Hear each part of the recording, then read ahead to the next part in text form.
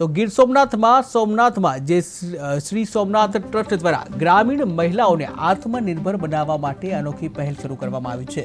મહાદેવના પિતાંબરમાંથી તૈયાર કરાયેલા કુર્તાઓને વસ્ત્ર પ્રસાદ રૂપે દેશ વિદેશના ભક્તો સુધી પહોંચાડવામાં આવ્યું છે। આ લખપતિ દીદી યોજના અંતર્ગત મહિલાઓની આવકમાં વધારો અને સ્ત્રી સશક્તિકરણને પ્રોત્સાહન મળશે।